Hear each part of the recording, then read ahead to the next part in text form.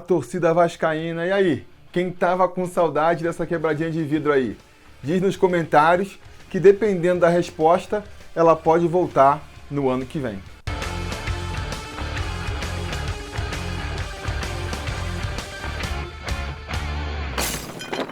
Fala, torcida vascaína, Felipe Tiru de volta na área para falar de jogo do Vascão, porque nessa quinta-feira, às 7h15 da noite, com transmissão exclusiva por pay-per-view, o Vasco vai até Salvador enfrentar o Bahia pela 37ª rodada, também conhecida como a penúltima rodada do Campeonato Brasileiro da Série A.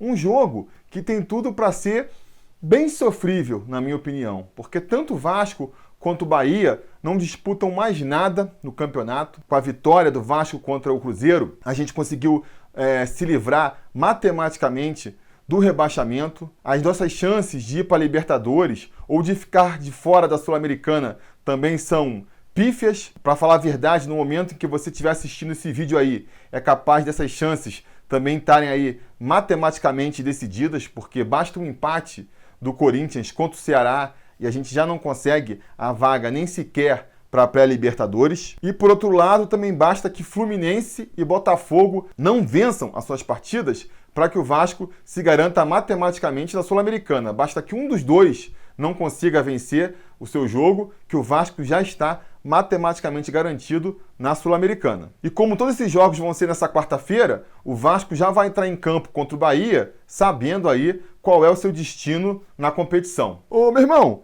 tu por acaso esqueceu que o Campeonato Brasileiro agora mudou a premiação e que cada posição mais acima que o Vasco fica significa mais dinheiro no bolso do clube? Esqueceu disso? Olha, eu não esqueci não, mas parece que o time esqueceu, né? Inclusive, se a gente for olhar por esse prisma aí o jogo dessa quinta-feira seria muito importante, seria um confronto direto, né? Porque o Bahia, ele tá só uma posição na nossa frente, um ponto de vantagem só sobre o Vasco, então quer dizer, é um confronto direto aí. O Vasco vencendo o Bahia já ultrapassaria aí o tricolor baiano e de lambuja poderia até ultrapassar também o Goiás e o Fortaleza. Se o Fortaleza, que joga contra o Fluminense no Rio nessa quarta, e o Goiás, que joga contra o Palmeiras em São Paulo no mesmo horário que o Vasco, se os dois perderem os seus jogos, o Vasco poderia passar de 12º para 9º colocado na competição, e aí teria tudo para na rodada seguinte, jogando contra o Chapecoense já rebaixada no Maracanã, lotado com 70 mil vascaínos, vencer aquela partida também e se consolidar na 9ª posição. E aí, amigos, você trocar o 12º lugar pelo 9º, além de cumprir a meta que a gente tinha estabelecido aqui de terminar na frente do Goiás, ainda ia garantir para o clube uma bonificação extra de mais de 5 milhões de reais. Essa é a diferença entre a premiação do 9º colocado para o 12º colocado. Mais de 5 milhões de reais é mais do que a folha mensal do Vasco. Já garantiria aí o 13º dessa cambada toda e ainda uns trocados. Mas, que nem eu disse, essa ideia aparentemente não entrou na cabeça dos nossos jogadores ainda, porque desde que o campeonato começou que a gente sabe que a premiação varia bastante de acordo com a posição em que você termina no campeonato. E, no entanto, o que a gente viu foi que quando o Vasco meio que assegurou a sua permanência na Série A, o time meio que largou de mão, né? Puxou o freio ali, começou a jogar num ritmo diferente contra o Flamengo, por motivos óbvios. A gente ainda viu uma entrega maior do grupo, mas depois contra o Goiás foi uma tristeza, contra o São Paulo foi uma tristeza maior ainda, e contra o Cruzeiro só não foi a mesma coisa, eu tô convicto, por conta da torcida na arquibancada, né? Com aquela festa bonita que a torcida do Vasco fez em São Januário na segunda-feira, só se no elenco do Vasco tivesse só sangue de barata mesmo, para eles não se comoverem e não correrem pela galera. E mesmo assim, não foi uma partida tecnicamente nem taticamente muito boa do Vasco, né? Ganhou ali muito porque o rebaixamento do Cruzeiro já está escrito na pedra mesmo. Porque contra uma outra equipe um pouquinho melhor qualificada, pelo que a gente jogou no segundo tempo, não sei não. Era mais um jogo para empate do que um jogo para vitória. E como nessa quinta lá na Fonte Nova, a gente não vai ter a torcida do Vasco para empurrar o time para cima, a torcida do Vasco, que é grande na Bahia, vai se limitar, infelizmente, ali ao setor dos visitantes, o Vasco tem tudo para fazer mais uma partida aí sonolenta, mais uma partida preguiçosa contra o Bahia.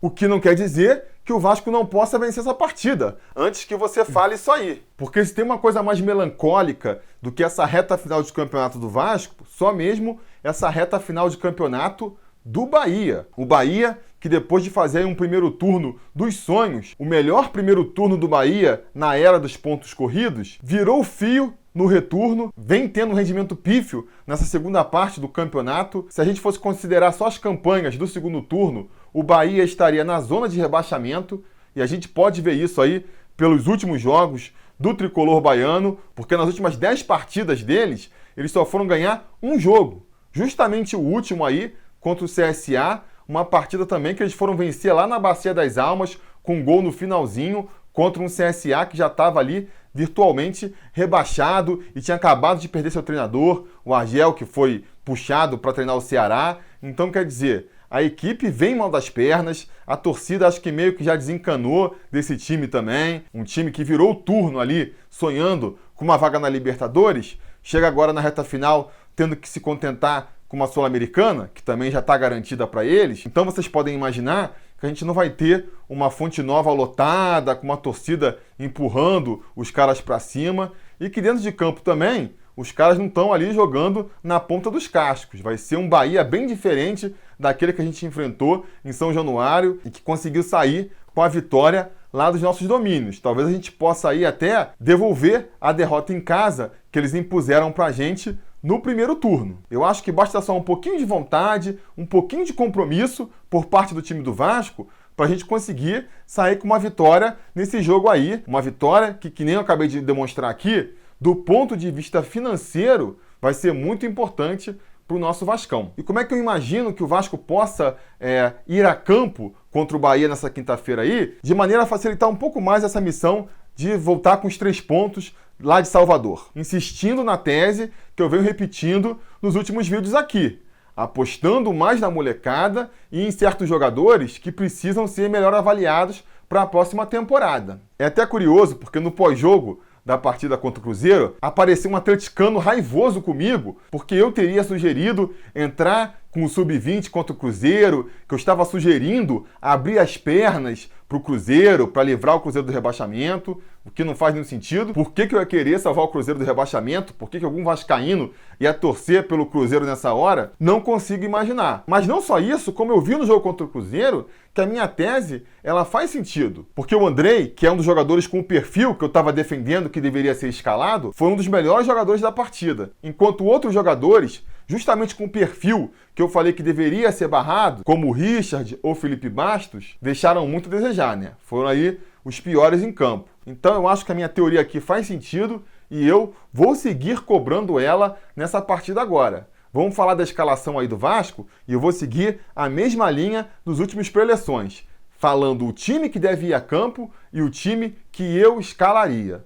No gol, não tenho o que discutir, é Fernando Miguel, sem pensar 2 vezes. Na lateral direita, eu também insistiria com o Iago Pikachu, vem fazendo boas partidas e não deixa de ser uma referência desse time. E ao seu lado, a gente deve ter aí mais uma vez o Oswaldo Henriques. Deve ser a escolha do Luxemburgo e seria também a minha depois das últimas informações que saíram aí, né? Porque, originalmente, eu ia escolher o Ricardo Graça para jogar ali pela direita, para ele já ir se entrosando naquele setor, para ver se no futuro, no ano que vem, a gente não poderia trabalhar com a dupla de zaga aí, Ricardo Graça e Leandro Castan. Então, já poderia usar esse jogo como laboratório, já ir preparando o Ricardo Graça, para a gente não precisar ter 2 zagueiraços no elenco, o Castan e o Ricardo Graça, e ter um dos 2 no banco, porque eles jogam pelo mesmo lado. O Ricardo Graça, por circunstâncias do destino, já acabou se vendo obrigado a jogar na direita em algumas partidas esse ano, se saiu bem por ali, e eu acho que o Luxemburgo poderia olhar com carinho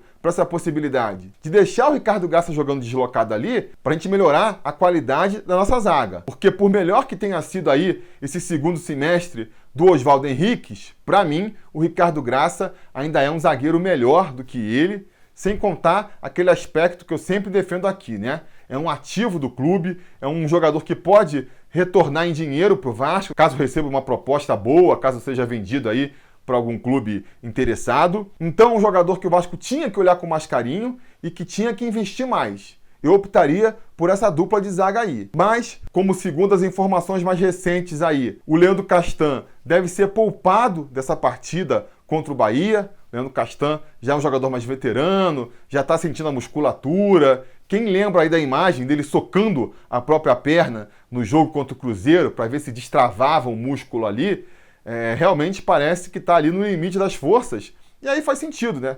Poupar ele de uma viagem desgastante contra o Bahia para ter o jogador mais inteiro contra a Chapecoense. Não faz sentido arriscar uma contusão mais séria do Leandro Castan diante das circunstâncias. Então, nesse caso, o Ricardo Graça jogaria ali na sua posição de origem, que é pelo lado esquerdo da zaga vascaína. Finalmente, fechando a linha defensiva, aí viria a primeira mudança que eu teria em relação ao Luxemburgo. Eu escalaria o Alexandre Melo, que nem venho defendendo aqui nas últimas rodadas, mas acredito que o Luxemburgo vai dar mais uma oportunidade aí para o Henrique. No meio, mais uma mudança. Eu escalaria o Bruno Gomes como primeiro volante. Acredito que o Luxemburgo vai dar mais uma oportunidade para o Richard, por mais que, depois das últimas atuações do Richard, o Richard jogando tão mal que nem ele vem jogando, já foi substituído no meio da partida contra o Cruzeiro. Não vou me surpreender se o Luxemburgo também optar por barrar o volante.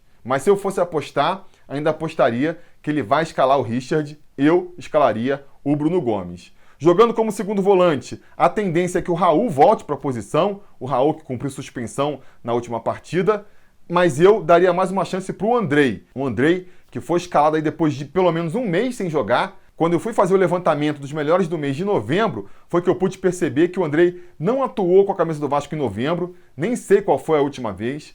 Por falar nisso, vou deixar fixado nos comentários aí o link do formulário para vocês votarem também no melhor do mês. Para quem por um motivo ou por outro não assistiu a nossa live ontem aí, vou deixar o link aqui nos comentários para vocês também participarem da eleição dos melhores do mês de novembro. Mas enfim, mesmo ficando um tempão sem jogar, o Andrei atuou muito bem contra o Cruzeiro, é mais um jogador que é um ativo do clube. Tudo que eu falei sobre o Ricardo Graça vale também para o Andrei agora, então merece uma chance aí de tentar se firmar e fazer um filme nessa reta final de campeonato. Eu escalaria ele como segundo homem de meio campo, e para fechar esse meio aí, eu daria uma chance para o Felipe Ferreira, que eu acho que é outro jogador que deveria ser observado. Escalaria ele aí mais centralizado na posição de origem dele, para ver se ele conseguia finalmente ter uma atuação de maior destaque com a camisa do nosso Vascão. O Guarim, que seria o titular da posição e que fez uma boa atuação contra o Cruzeiro, recebeu o terceiro cartão amarelo, então está suspenso para essa partida, já facilitaria na escalação do Felipe Ferreira, mas não sei se o Vanderlei vai optar por escalar o Marco Júnior nessa posição aí. Outra opção que ele teria também, se ele quiser deixar o meio campo aí mais fechado, mais brigador, já que a gente vai jogar fora de casa, seria, escalando o Raul como segundo volante, adiantar o Andrei para jogar como terceiro homem de meio campo, que é um setor do campo, inclusive, onde eu acho que ele pode render mais, porque o Andrei, ele se destaca mais pela presença dele no ataque, né? A distribuição do jogo, o chute dele de fora da área, não tanto pelo seu poder de marcação. Falta um pouco ali de intensidade na hora do Andrei marcar. Ele até marca bem, consegue roubar bem a bola, mas falta um pouco de intensidade para jogar mais atrás no meio campo. Então, de repente, ele mais adiantado ali como terceiro homem de meio campo, poderia funcionar melhor. É um teste que valeria a pena também o Luxemburgo fazer. Do meio para frente, aí não teria muito o que inventar, né? O Rossi, que é um leão, se entrega a todas as partidas, tem que ser o titular pela direita. O Marrone, que vem crescendo a cada jogo, foi o principal jogador do Vasco na partida contra o Cruzeiro, segundo esse que vos fala aqui, e o pessoal lá no Papo da Colina também, que é um canal de mesa redonda, do qual eu participei na última segunda-feira, logo depois do jogo. Inclusive, fica o convite aí para vocês apreciarem o canal e a minha participação na última edição deles aí. Todo mundo concluiu que o Marrone foi o melhor jogador em campo, ele vem crescendo muito de produtividade e tem tudo para fazer mais uma boa partida agora contra o Bahia. É titular indiscutível da posição. A única mudança que eu faria seria no comando do ataque aí, né? Na posição de centroavante. Eu só faria uma troca em relação ao que o Luxemburgo fez contra o Cruzeiro, que seria iniciar a partida com o Thiago Reis, para só depois substituí-lo pelo Ribamar. O Vanderlei deve optar pelo Ribamar começando, para eventualmente substituí-lo pelo Thiago Reis, eu faria o contrário. Por quê? Porque a tendência é que o Vasco tenha maior volume ofensivo no primeiro tempo. Tá todo mundo mais descansado, chega com mais fôlego no ataque, e aí você pode explorar melhor a grande qualidade do Thiago Reis, que é receber a bola na área para finalizar. A bola tende a chegar com mais frequência na área, e aí vai ter o Thiago Reis lá para exercer a sua grande vocação, que é empurrar a bola para o fundo das redes. No segundo tempo, quando o Vasco tende a cansar, tende a recuar e tende a chegar menos no ataque, aí eu colocaria o Ribamar e exploraria melhor a grande qualidade do Ribamar, que é a velocidade, que é a força física e que teria ainda mais impacto com ele entrando descansado contra uma equipe já cansada de jogar um tempo inteiro. Então eu acho que fazendo essa mudança aí, no tempo em que cada um desses dois jogadores jogam, a gente ia conseguir extrair não só o melhor do Thiago Reis, como o melhor do Ribamar também. Vamos ver se o Lucha acata pelo menos essa sugestão que eu tô dando aí para ele. Enfim, é isso, galera. Não espero um grande jogo, não espero mesmo. Espero que o Vasco me surpreenda nesse quesito aí e mostre alguma vontade, algum interesse na partida, até porque tem bastante coisa em jogo ainda, mas para isso vai ter que acontecer alguma mudança em relação ao que a gente viu nos últimos jogos, né? Não sei se aquele papo do Vanderlei Luxemburgo na coletiva depois do jogo contra o Cruzeiro, de pagar bicho dobrado para os jogadores, já seja uma sinalização nesse sentido, mas eu acho que, sei lá, alguma coisa tinha que ser trabalhado para melhorar a motivação do Vasco, porque se jogar com vontade, tem tudo para sair ganhando essa partida. Se não vai ficar mais difícil, por pior que o Bahia esteja. Mas antes de dar minha opinião aqui, dar o meu chute para o placar de Bahia e Vasco, eu vou chamar o Daniel Kalin, conselheiro do Sobre Vasco e também o vencedor do Troféu Gato Mestre da última rodada, acertou que o Vasco ia vencer por 1-0 com gol do Fred Guarim e que por isso vai aparecer aqui agora dando seu palpite para Bahia e Vasco. Diz aí, Daniel. Fala, torcida vascaína, aqui é Daniel Kalin, gato mestre da rodada. Sou natural do Rio de Janeiro, mas estou morando aqui no Rio Grande do Sul. Para mim é uma honra muito grande estar participando aí desse canal que eu curto tanto. Valeu aí. E acertei, né, meu primeiro placar. Apostei 1-0 gol do Guarim contra o Cruzeiro. E agora eu tô aqui para dar meu palpite contra o Bahia. E vai ser o seguinte aí, ó. Eu vou apostar Vasco 2, Bahia 1, gol do Pikachu e do Rossi. Nós vamos ganhar do Bahia, vamos fazer 50 pontos e vamos subir mais ainda na tabela aí. Então, beleza? Vamos associar, vamos doar pro CT e, ó, elevar essa cruz de malta aqui que a gente ama tanto, beleza? Então, saudações vascaínas. Valeu! Tá aí a aposta do Daniel. Eu não vou ser tão otimista quanto ele, não. Eu acho que o Vasco pode até ganhar, né? Poderia apostar aqui um Bahia -1, Vasco 0, né? Bahia, sei lá, perdendo com gol contra dos caras. Mas, sendo um pouco supersticioso aqui, eu vou seguir aí a linha do jogo contra o Cruzeiro. No pré-eleição do jogo contra o Cruzeiro, eu apostei que o jogo ia ser empate e o Vasco acabou vencendo. Então, vou repetir aqui agora. Vou apostar que vai dar empate. Vasco 0, Bahia 0. Esse é meu chute. Vamos ver aí, vamos torcer para o Vasco novamente me contradizer e voltar com 3 pontos. Vai ser muito importante para essa reta final de campeonato. Beleza, galera? Isso era o que eu tinha para dizer por hoje. Então diga nos comentários a opinião de vocês sobre essa partida, a sua expectativa sobre esse jogo. Diga nos comentários, a conversa continua por lá. Não se esqueçam também de curtir o vídeo, assinar o canal caso ainda não tenham assinado e ligar o sininho de notificações para ser avisado sempre que tiver vídeo novo aqui no canal. Isso é muito importante para o YouTube saber que você gosta de ser avisado quando tem novidade aqui no Sobre Vasco.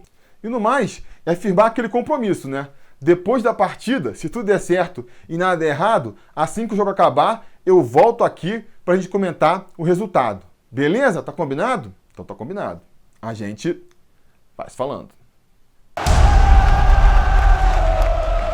A realização desse vídeo só foi possível graças ao apoio inestimável dos conselheiros do Sobre Vasco. Ajude você também ao Sobre Vasco continuar no ar, se tornando um apoiador em apoia.se/sobrevasco ou sendo um membro do canal aqui no YouTube.